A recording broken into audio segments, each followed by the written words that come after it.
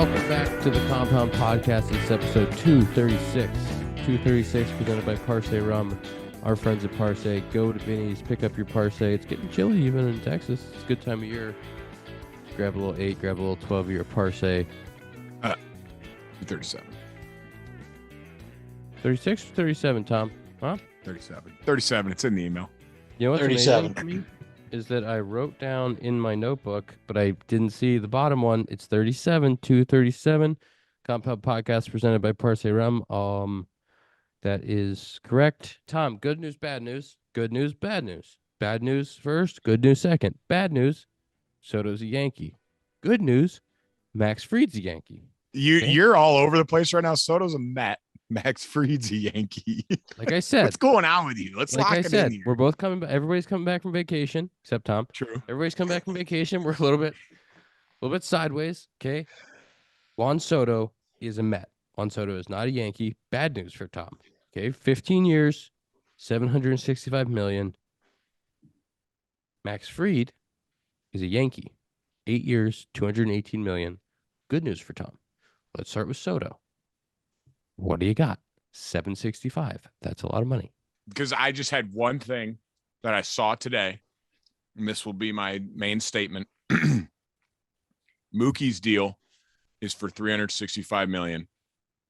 I don't care about their age. Give me Mookie Betts, and he's making $400 million less than Juan Soto. I saw that, and that kind of flabbergasted me because I was like, Mookie does it all. Mookie's a Gold Glover. Mookie's fast. Mookie can swing it. He can play 6 positions. And it's gross overpay. There it is. I said it. Gross overpay. Over to you, Zach, in the studio. That guy can hit, man. Don't to give me your honest answer here. Don't you dare. No, I'm just saying, he can hit. But can he hit $765 million worth? He's 26. Is anyone worth $765 million? He's 26, and he's going to play. I mean, you'd have to imagine they're going to start. They can DH him here and there. That's a lot of money, man. That's what I'm saying. Exactly, though. Like for a DH. Yeah, it's tough. I think to me, it depends on how you look at it. Like, it would have been great for him to go, him and Judge back to back again if he goes, if he went to the Yankees. But then, you can counter that with, okay, you can pay Max Fried, you can pay. I'm assuming they're going to go after Christian Walker. Or, anybody else, right? It's kind of how you look at it, but it's a lot of money. You know how you rebuttal the Mets is you go sign Pete Alonso. It's just it's as simple as that. Is you go get their guy and you say, there we go. How do you like it? Can I just say I'm gonna make a little bit of a counter argument here. Okay. I think the total number, yes, it's massive. And yes, we've had a couple 26-year-old free agents come out in Machado and Harper. We're kind of 5-6 years removed from those deals. So you got to think, yes, the total number is massive because he was so young when he came out, but it's $51 million a year. You're paying guys like Mookie 30 or Judge 30, $35 million a year. So yes, is it substantially more? But it's not double like the total value looks like for some of these other guys. So it's $51 million a year. It's a big chunk of money. Obviously, the Mets don't care about going over the luxury tax. He is an on-base machine. I was going to say, right. He's a 400. He's a guaranteed 400 on. He's literally never had a season under 400 on base. He's a 400 to 450 on base guy in front of Lindor. Completely changes their offense as far as consistency. He plays every day. Is he going to end up DHing at some point? Most likely. Here's my thing. Tom, question for you. After seeing the numbers, are you okay with the Yankees not getting him? Yeah, I think I land in the camp of two things can be true. Both, I've heard a lot of people say if George Steinbrenner was alive, he would be a Yankee. And I think that is true. But there's also a fact that George Steinbrenner is also the guy that hired and fired Billy Martin 6 times. Like, there are plenty of things that George Steinbrenner, he got suspended from baseball. Like, just because it was something George Steinbrenner would have done doesn't necessarily make it a good decision. So I understand the frustration that Yankee fans feel, even if I'm sure any fan who's listening to this to me thinks I'm spoiled and rotten, and I get it. But I understand the frustration from Yankee fans, but I personally, as that number started to get over like 750 million, as great as Juan Soto is, and like obviously some of this is sour grapes. If I had Juan Soto, I'd probably feel a little bit differently. But this is a guy that I have questions about how he's going to age. I watched him play the outfield this year. Gold Glove nomination aside, I think it was a tough year for him, and I think he's a DH long term. My bigger issue with all of this is ultimately why they didn't go more in at the trade deadline. That was something I said on the show at the time. I wish we knew that this was a potential 1-year deal, and this window for the Yankees is very small and might have just closed. And I think they'll look back and regret. Here are the 3 moves they made. They got Mark Leiter Jr., who had a 4.98 ERA during the regular season. They got Jazz Chisholm, who was pretty good during the regular season, 182 in the playoffs. And then they got, I have to look up his name since I don't even remember who he was, Anel de los Santos, who had a 14 point something ERA in his 6 innings of the Yankees before he got released. Those were the 3 moves they made at the trade deadline. And if they thought there was any chance that Juan Soto wasn't coming back and this was your one chance with this group of guys, it's criminal from Brian Cashman that they didn't go out and get somebody else. And I understand you'll say, who should they have gotten? I don't have all the answers, but I can tell you this. I would have certainly been out there knocking at every single door trying to find another bat, another arm, because despite whatever the Dodgers want to say in their podcasts, on Mookie Betts' podcast, that they were way better than the Yankees, I watched that series. That they were 1 pitch away from winning game 1. They should have won game 5. You play that series out a lot of times, the Yankees have a good chance of winning that series. And I say this as someone who picked the Yankees to lose on this podcast. I understand all the systemic issues the Yankees have. I guess my last thing I would say, I feel like I'm losing interest in this team as long as Aaron Boone is the manager, because I don't know how you look at game 5 and say this is not a systemic issue with the organization. And I know you guys will laugh at me and you think I'm crazy, but that's part of being a fan. I don't think you're. I just don't understand how you can watch something like game 5. And it's not as if that was a one-off issue. These are the issues that Yankee fans have been screaming about for years. And the fact that Aaron Boone's going to be back there, and all right, if it got you Juan Soto, fine, I'll take Aaron Boone. But let's get rid of that guy now. Clearly, Juan Soto didn't like him that much. If Juan Soto loved him, he'd be a Yankee since it was a $5 million difference. But it's a tough loss. I'm disappointed about it, obviously. But I think if you're able to go get 4 other players for the price of Juan Soto, I think it's hard to argue that it wouldn't make. There's some logic in doing this.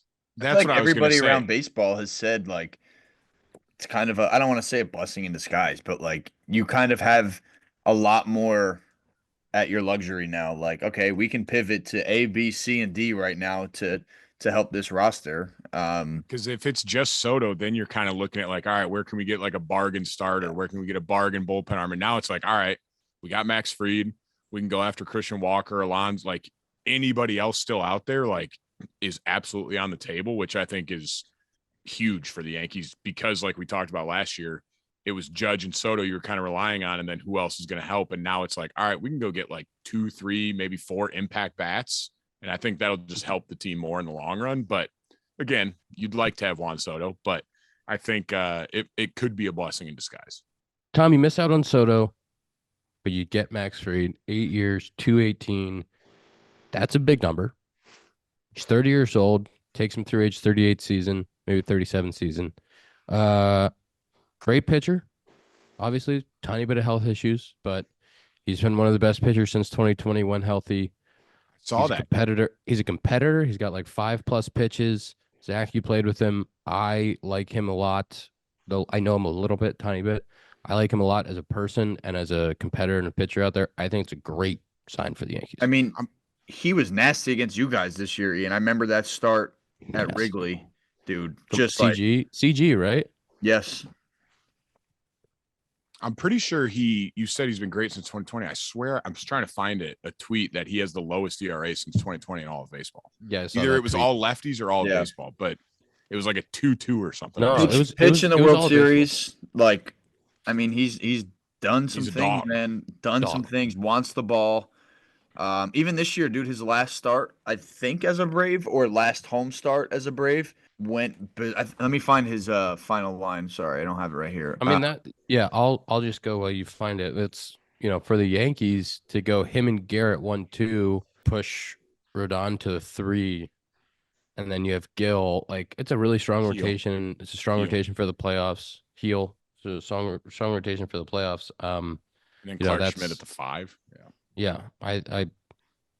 I believe in that rotation. I think that's well done. Pitched 8 2/3 scoreless, 3 hits while striking out 9 and walking 2 in his last start at home as a Brave in the must-win game for that.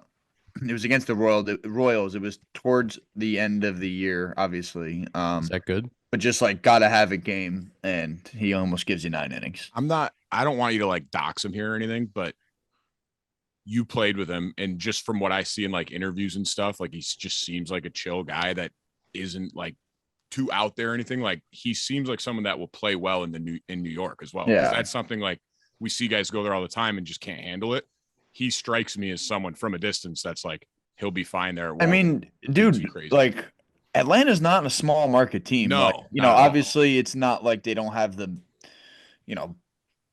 people freaking out. Like, obviously they care, dude. They are a passionate fan group. Like, and again, he's pitched in the World Series. Like, he knows what it is to pitch in big games, dude. Like, I think he'll be completely fine. Tom, you feel good about it? Yeah, I do. We talked about if you're not going to get Soto, this is obviously like the lane you need to pivot to. It is interesting, an 8-year contract for a guy who will turn 31 before the start of the season. That's, but I mean, that's the price of doing business now in baseball, pretty much. Also, a little bit interesting that like his career high in innings is 185 innings, and that's a top of the line starter now. But that's, again, the game has changed so much. That's not uncommon. I'm excited about the move. The Yankees have a great top of the rotation now. It's hard to argue that they don't have one of the best in baseball. But I think it'll be interesting to see, do they go get Alonso? What are the other moves to come along with this? I think, again, you kind of need to see the full picture before you fully understand. If this is the only move, obviously, I think Yankee fans will be frustrated. But it's a good start. It's a very good beginning to wherever the rest of this kind of plan B non-Soto is. Those were 2 good points, Tom, of like the money or the years aspect and like the only 185 innings. But like you said, like that is just today's baseball. Like there's not, it doesn't happen every year that guys throw 200 plus innings, and like the contracts you have to give them until they're 38, or guys just won't sign because another team will do it. Like the days are gone of guys getting deals until like they're 34 and then they're a free agent at 34. It's like, I want the deal that is my last deal pretty much. So like you said, it's just kind of what had to happen, and hopefully like it works out. I do think the Yankees are in a unique position they haven't been in for a little while, where they have positions on the field to fill without trading guys. They have Glaber's out there, so they have second base or third base open, depending what they want to do with Jazz. They have center field or right field open, depending on, and left field, kind of where they want to move Judge, if it's center or right. So they have 2 outfield spots open. Sorry, I was going to say last night I did watch Cashman say that. I mean, obviously it's early in the offseason, but they right now envision Judge and right. They're trying to give Dominguez a chance in center. Obviously, I think if you get a chance to get something like Cody Bellinger, can play center, can play first, might solve a couple of your issues. But yeah, so they have an opportunity to go put someone in center and or left. They have an opportunity to put somebody at second or third and first base. So they have opportunities to fill positions with viable bats. The lineup is going to look very different than it did last year. They didn't have that opportunity the last couple of years because they had guys who they were paying and were kind of cemented into spots. So they have an opportunity to retool the lineup. I think they're going to do that, whether that's through trade or signing guys or a combination of both. And they're off to a good start. I don't know that missing out on Soto is going to be the end of the world for them. I mean, how much did I talk about during the season that it was just Soto and Judge? And clearly that was not a winning formula. Obviously got them pretty close, but the ability to, I mean, you guys know, as much as having someone like Juan Soto means to a team, and undeniably he's, changes the way your entire lineup looks. I think almost every other team would rather have a deeper 1 through 9, because when you're setting up guys in that 7, 8, 9 spot where you're like, he just has no chance, or at least it feels that way, it does affect the team as well. I feel like I've been around teams where, where he comes up 8, 9 hitters and you're like, this guy's no chance. Like I remember some teams where it's like a lot of times, not to be unfair to summer ball guys, but it's like the catcher, you got like the catcher batting 8th and you're like, walk-on catcher from like some Pac-12 school that's like the 35th guy in his team, and we need him to get an RBI right now. No one's feeling good about this. And so, like, when you can add a little bit of length to that lineup and you have someone like Wells batting seventh instead of batting fourth, I think it really might make a difference for this team, and we'll see what happens. Yeah, and like, would you rather have the Judge Soto combo in the lineup that they rolled out last year, or would you rather have, Teoscar in left and Christian Walker at first, and go get yourself a third baseman or second baseman? Like that, does that lineup look more complete? Is that a more full picture? Like, it's an interesting conversation to have, and we'll see how it plays out for them. But I feel like they're going to be pretty aggressive the rest of the offseason. I mean, the window is now. Like, that's the tough part about losing Soto, is the window is now. But as you said, like, if you're able to take the money you're going to give to Soto and fill 4 spots in your lineup and have a deeper lineup, and you've already obviously helped to upgrade the rotation, like, it's hard to argue that doesn't make this team better in the long term, right? For what they need to do next season. So Let's get Pete Crow-Armstrong on here, our special guest. Grab your favorite team's jersey and some snacks and head to the couch for another Sunday of action-packed football. That sounds like Dakota and Zack. And you can get even closer to the action each Sunday with our partners at the DraftKings Sportsbook. Right now, all new customers who bet just $5 will get $150 in bonus bets if your bet wins when you use code COMPOUND.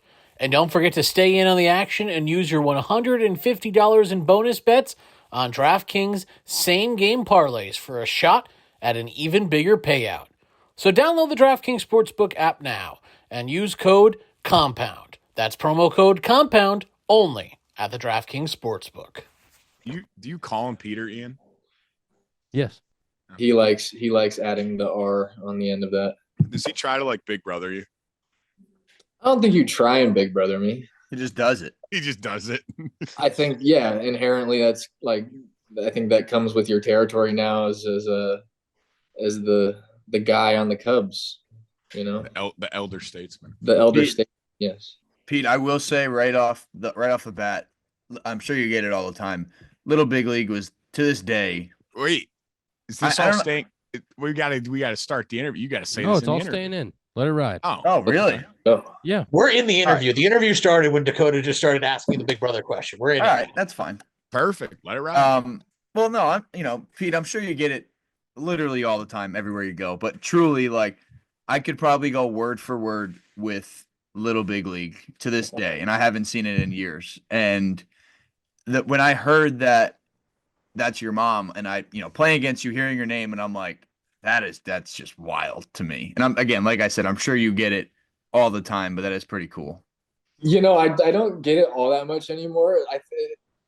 For lack of better words, it's been worn out. Like, I was gonna say probably when you debuted and your name was getting brought up all the time, or when you were a mega prospect, I'm sure that was when it was really going around. I mean, dude, even when I was like 12 and I just started playing on like a little bit bigger of a scheme of like the showcase style of everything in travel ball, but not even in a bad way. Like, yeah, for sure. I really enjoy talking about it. Like, I like that movie too. Without using as much bias as I have, no, it's a great baseball movie. I'm glad you like it. And I haven't Cole Tucker, another friend of mine, he's kind of the same way. Like, that was his entryway into building a relationship with my mom and so on. That's awesome. Yeah. Pete, where are you right now? You're in AZ? Yeah, I'm in AZ. I'm at my house with Haley and the dog. Yeah, we're just hanging. What's the offseason been looking like? You going into the facility down there? Yeah. It's like me, Steely, Luke, Porter, Tyson. JMO's been coming in. Cody was in there today doing some stupid Kinatrack stuff. Saw DK today. Everyone's fit. Brittany Jones been there. So I've gotten a little bit of everybody so far. But yeah, no, I've been at the complex for probably a little over a month now. Just working out. Are you someone that hits all off season, or do you take some time off? No, I kind of need my space. I tend to burn myself out from a physical standpoint, and just like a mental place of not being able to like go into spring training looking forward to it, you know. I feel like last off season I was so happy with where I was swing wise in like early January, late December, and then you know, baseball is baseball, and I didn't understand that it was spring training, and I was allowed to like suck a little bit, you know. That's growing up, Peter. I Hey, love to hear it. We're You getting love to there. hear it. Zach, That was Dakota, you guys always the never- worst part about talking to Ian because like, you know, Dakota knows I would try to talk hitting or whatever, and he's like, bro, it's right before Christmas. Like, shut up. And I'm like, no, I gotta be dialed in. What if live ABs start tomorrow? Oh, that anticipation of like the next fastball you have to see is a real thing. Brother. A real thing. Right line. Zach and Dakota, you guys never did like a full offseason in AZ, right? At the facility? No, but we were always at those camps that they had when we were in minor leagues. Like, hey, you're here for a month, you go home for 3 days, and you come back for a month, and you go home. When for we dinner, and first then you got come back. drafted, yeah, we did Instructs, November strength camp, and January strength camp. So we were there pretty much the whole off season, but didn't like officially live there. And I never did like a full offseason down in Arizona. So I never experienced that. Like you just go into the facility like 3-5 days a week, all off season, and you roll it into camp and you do it every day. And then like you never really have an off season. You're just like always around the same Cubs people, the same people, and it doesn't feel like you get a break. Pete, you can speak to this 'cause I know you did a lot of work last year on your swing in Arizona, and you were down there a ton with DK, and like you get burnt out by the time spring training comes. Getting away from the game for a minute, and then being able to like be excited about hitting, be excited about getting back, like it's a different feeling. It's a real thing. And you know, like you've been around plenty of guys, I'm sure, that can just like, and all of you, but like just swing, and like nothing changes. You know, that's kind of what they do.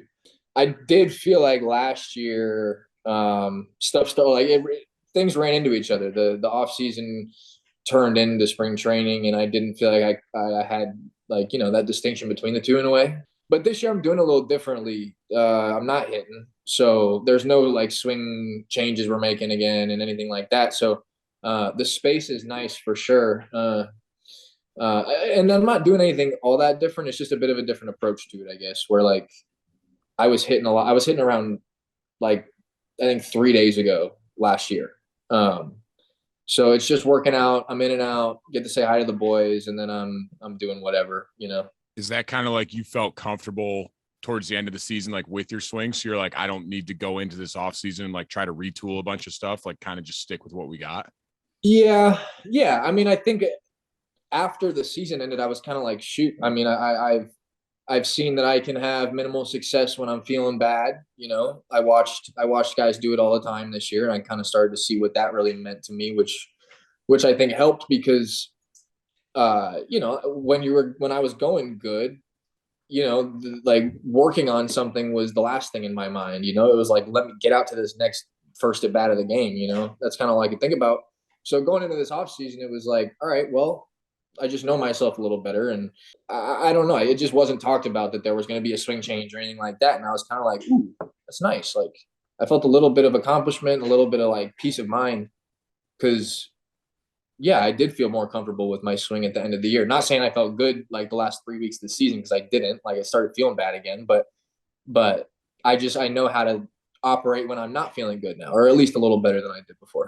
That's a really good point. Like learning how to hit when you're not getting your A swing off. Like that is such a tool for so many hitters around the league. Like Ian, you know, you do it all the time. Like you take your walks, you're still gonna, you know, float around like the, you know, 750 OPS. And even though you're like, I'll ask you, like, hey, you know, how you feeling right now? And you're like, dude, I feel horrible. And you're like, bro, you're above water. You are like, you're good. You are not spiraling. And you know, I think that's just a testament to Ian, your, you know, your mental capacity and the mental work that you've done. But like, Pete, the fact that you're picking up on that now is like so mature and like such a big like hurdle that got like I deal with. It's hard for me. I feel like as soon as I start to struggle with something, it's like I'm losing it. I'm never getting it back. Like whatever I had yesterday, like in that game, I'm not feeling that again. And then you start to panic, and then that's when it starts to go. Yeah, it was trying to avoid any sort of spiral. I think that like became more of the focus when stuff was hard. It was like, you know, talking with males, Ian, like every day being like, hey, you know, this was probably a solid 3 weeks into when I was playing regularly. It was like, hey, like you're slowly starting to earn your keep here. Like the chances of you like having this, 2 on, 2 off, 2 on, 1 off type of schedule, like it's not a thing anymore. So like then it just became, all right, well, how do I keep my head above water? How do I not let this be a step backwards, I guess? So it became about like just it was the idea of holding my ground or taking a step forward rather than taking a step backwards. Do you think that that's the biggest thing you learned in year one was just how to manage the downturns? Because that's what the season is. It's all ebbs and flows. Nobody has a consistent, like, yeah, Juan Soto walks at a crazy clip and he's going to have 400 on base all year. But like you watch Judge's season, you want anybody's season, like there's going to be ebbs and flows. There's good months, there's bad months. Do you think that was the biggest thing you learned about just how to handle the, 20 at bat, 40 at bat stretch? It's tough. For sure. I had no choice really. Like it was a pretty big sample size of bad baseball for me. At least to my standards. So I had no choice. I think at first you could probably see it, on my face. Like I was trying to make the fix for that next at bat and then one after that. If it didn't happen, like when it just became, all right, well, where do you want to see yourself like a month from now? Like you want to still be up here, and so, yeah, I felt like that was definitely the biggest focus was like, I had so much time where I didn't feel like I was very good. So I had to view it differently and approach, how to handle that differently, but not to go on too long of a tangent. Like, I think what was huge about playing with you and like, as we kind of got a little closer as the year went on and learned how to play with each other a little better. And I started watching you every day. Like, it didn't need to be like a conversational thing where we were talking about stuff all the time or whatever. I was simply just able to watch the trajectory of your season where like, I don't know when you felt like you clicked, but that 4th of July game was kind of when I felt like things turned around for all of us. And you kind of, in a way, got everybody hot. And I think it was just easy being able to like watch a few of you guys do it and do it really well. Where like, I wouldn't say you had a bad stretch or a down stretch at all for the rest of the year. Like you were our lead. Like it was like the presence that you had drummed up out of whatever start to the season you felt like you had. I think that's like one of the things you learn early in your career from watching guys that have done it is, and it took me a while to figure this out until I was really playing every day, is like, it isn't the first 100 at bats. It's not the first 150. Like, it's so easy to panic when you're young and like you want to be great all the time. And it takes time to learn, like, there's going to be the bad stretches. And like, it might be the first 100 at bats, might be the last 100 at bats, might be 100 in June. Yeah. But like, there's going to be a stretch that's really tough because the game's hard. And like, how do you keep going in your mind and keep reminding yourself it's a 162 game season? And it's good that you learned that watching other guys and like felt that in your first full year. Cause it took me, I don't know, 3 or 4 of them to figure it out. I had Riz who hit a $120 every April and May. So that was pretty easy to watch. And then he hit 500 for the rest of the year. But like, it was, and he was very outspoken about it, but you watch guys go through a full big league season who have been through it. And it's like, oh, that guy's not panicking. It's because he's seen it before and he's done it before. Well, yeah. And I think the big thing too, like we've talked about it with Zack, Pete, is like for Ian, he knows at this point in his career, like I go for 4, I'll still be in there tomorrow. So the comfortability for you of like, all right, we're getting midway through the season. Like if I go for 4, that doesn't mean they're going to bench me or send me back down. Like you're able to have that like peace of mind. Like I'll still be in there tomorrow. I don't have to panic and go 4 for 4 every day, or else they're going to send me down. So like that had to help you a ton, knowing like they're still going to put me back out there. No, like kind of what you just said verbatim was like step by step kind of what went through my mind when it was going bad. It was the fear of not playing and being able to fix that. And then when it was going good, there was nothing in my brain. And then when I came back down to earth, it was like, all right, now you can kind of breathe. Like, you played like shit. You played really well. And then you played like, so just even it out, man. Like Pete, you're an elite defender. You're very good out there. You run around like a madman. Give me one thing like you got to the big leagues, obviously super gifted out there. Was one thing that you learned this year in center field at the big league level that you were like, oh yeah, that's something that I didn't know until I got here, and it's made me better defensively? Tough question for you there. That is a tough question. Well, I got one in my head. That's why. I just felt like so much was hard for me this year defensively. You don't make it look hard. You don't make it look hard. Wait, Let's put it that way. Did you just say it was hard for you? Yeah. I mean, looks easy to us when we're watching you do it. This is a fluff podcast. That's good. We can build them up. Yeah, build them up. Thanks. I felt like I was surprised at the time that you had in the outfield. It was a little more than I thought, where like, you know, it was one thing like hearing from Willie for the last like 2 years, to be honest, like slow down. I would get a text from that guy at dinner time or right when I wake up, just all caps saying slow down. Cause like it was a real thing. I was moving so fast out there to the point where like, I didn't know where I was positioned a couple of times. Like I'm trying to throw the ball before it's in my glove. And it was kind of the same thing as hitting where like, once I stopped stressing so much, balls kind of found my glove again. But I don't really know how to answer that one, that one thing you're looking for. Well, I'll give you my one thing that I saw from you. Yeah. You did such a good job of throwing the baseball after, the first couple weeks you came up, just maybe throwing a little high, maybe throwing a little hard, maybe being a little aggressive with the arm. Yeah.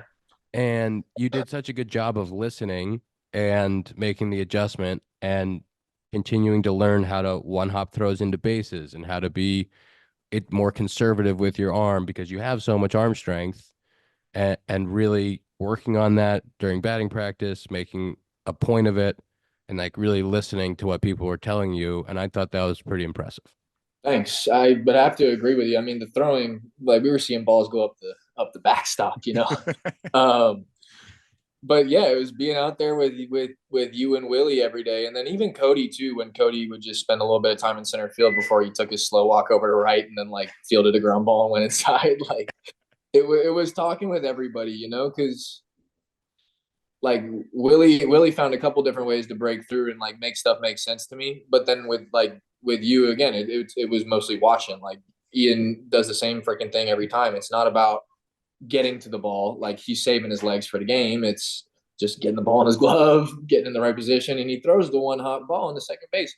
And it is just as simple as that. And I don't really know what that does for you. I'm not in your brain, but like for me, going out there and just like making the outcome something that was like it's supposed to be on target. Like I was trying to keep the middle infielder one step to the base, like just little like cues and stuff that I ended up being able to figure out and match that with, the physical ability and all that stuff. So do you think because of how much people talked about how elite of a defender you were, like you really wanted to prove that? Hell yeah. Because like that was never a thing for me, but I had the opposite where like when I came up, I played every position, but nobody thought I was good at any of them. So like when I would play second base, I was like, I want to be so good out here, and I don't want to make any mistakes because I don't want to give anybody a reason to tell me that I stink. Yeah. So like I felt a lot of pressure to perform defensively because everybody thought I stunk at it. But you kind of had the opposite where everybody said how elite you are and like the desire to like back that up. Yeah, that was another real thing where like I felt like it was like almost like a weird tango of like pairing it with people not giving me the credit I felt like I deserved as a hitter, and only making it about the defense, because I don't care what anybody says about my glove. Like I know what I can do, and that will always be there for me. That's what's kept my head above water, like in my younger playing days, in my minor league days and whatnot. Like I could go rely on the glove just to keep me there that day and keep my head in the stuff. So like feeling like you lost that for a second up in the show was tough. But yeah, I definitely wanted to prove to everybody that like I was both, rather than like just the glove or whatever it was, or just the guy who's fast and is going to steal bases and stuff. And yeah, I wanted to catch the balls I probably should have Hey, I hit a ball against you guys. It was to right center, and I was like Yeah. in my head, I was like rounding first. I'm like, dude, I'm testing them. And I don't even think I got to like the 45-foot mark. And it was like you were getting the ball and like throwing it in. I remember like saying to our first base coach, and I was like, bro, he got to that ball like way too like uncomfortably quick for me. And I was like, just like, because we go over, outfielders everybody, every defender, and again, I follow the Cubs and I know who you are. And like, I was like, yeah, let's see what he's got. We've seen some good outfielders before. And like, you got to this ball, and I was like, oh, what? Like just the route and like the quickness to it. It was like, dude, that just to see it obviously up close was just like, all right, this is what they're talking about. Makes sense. That's nice of you. You were swinging it well those Yeah. 2 games we were there, and I was waiting for you to hit that exact ball. I remember the exact ball you're talking about. I think I got it on like 1 or 2 bounces. It was like the back spun, like kind of riser. Yeah. And every at bat, I'm just like running through the ball that I want to catch, if that makes sense. So like that's an easy one for me to like, because it's you're running in, and I like going to my left better than my right. So like I was just waiting for that ball, and when I saw it, I was like, this could be the chance.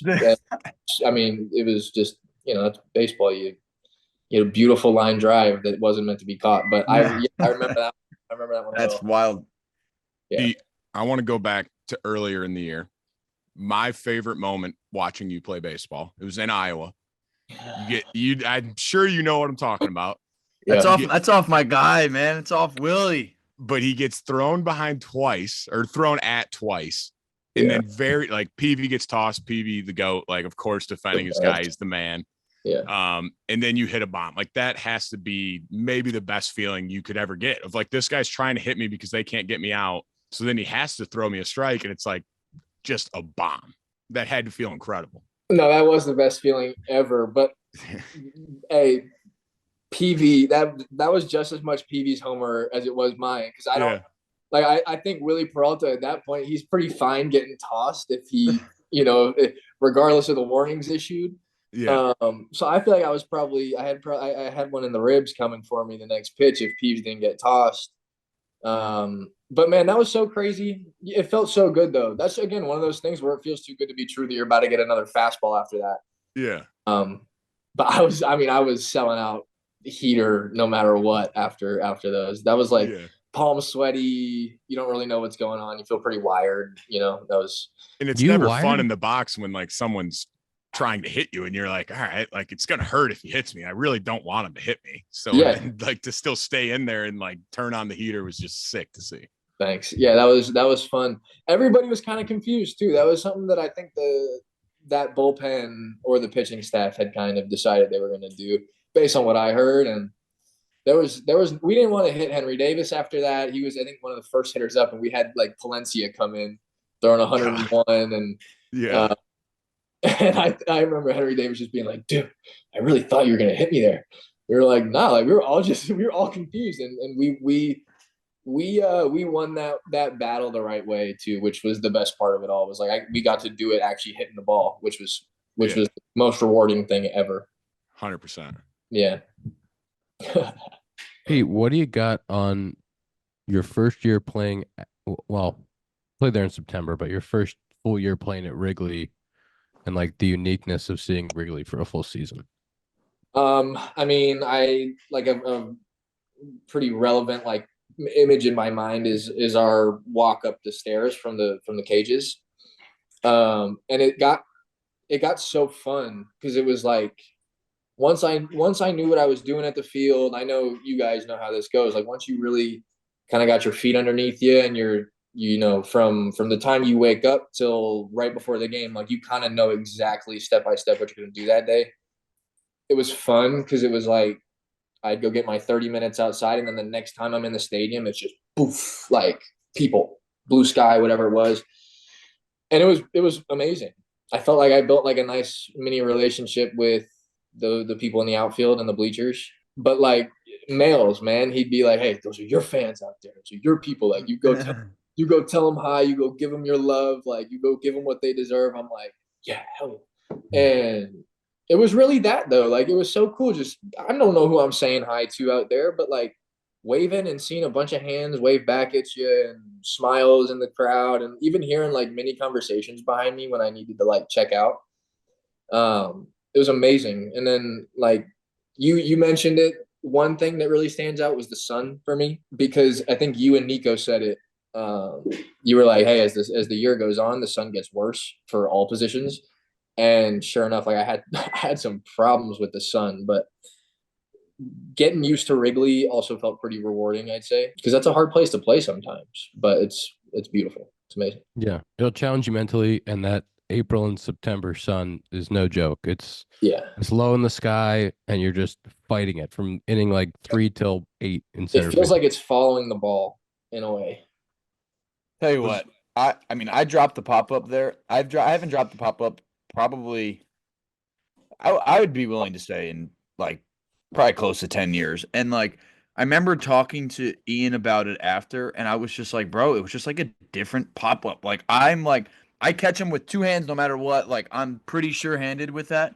And like, Ian was like, bro, it has like a different like vortex on its way down. Like, it's It has just its like, own gravitational pull, dude.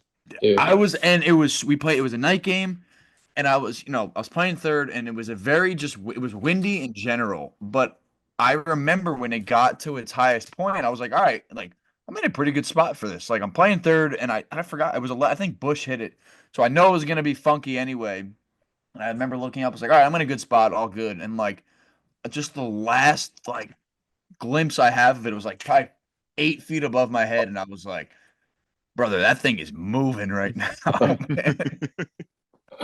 Coming I down remember just like sideways. looking down and was on the ground, and I was like, man, how did that happen? I mean, we say it in our meetings all the time. Like, you get a windy, sunny day, is like get out of the box and be on 2, because other teams come in. You're like, there's going to be a problem out there. Yeah. Yeah.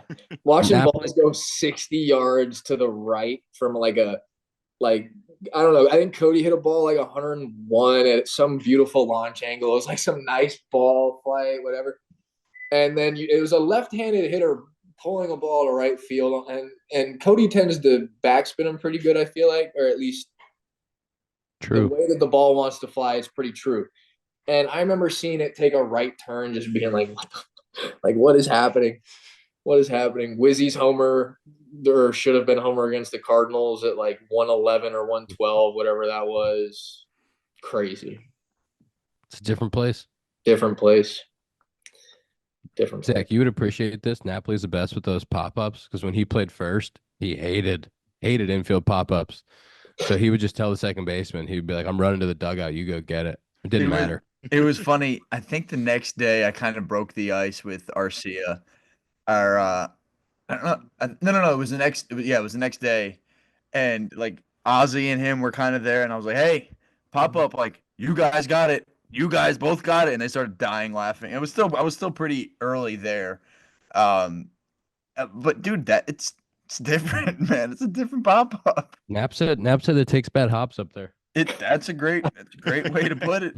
I hadn't heard that one. That's funny. That's really good. That's really funny. Ozzy Albies, top tier second baseman, middle infielder to chat with during the game. Dude, by the way, he is a top tier human being. Great guy, with, bro. He is one of my favorite, if not my favorite person I've ever come across. And I mean, honestly, like even outside of base, like, dude, he's just the nicest human ever, dude. He's like huge into dog and animal rescue places for his for his foundations, dude. He has like an aquarium at his house that he just puts so much time and effort into. Like, dude, he's the best, man. He's so much fun to watch hit.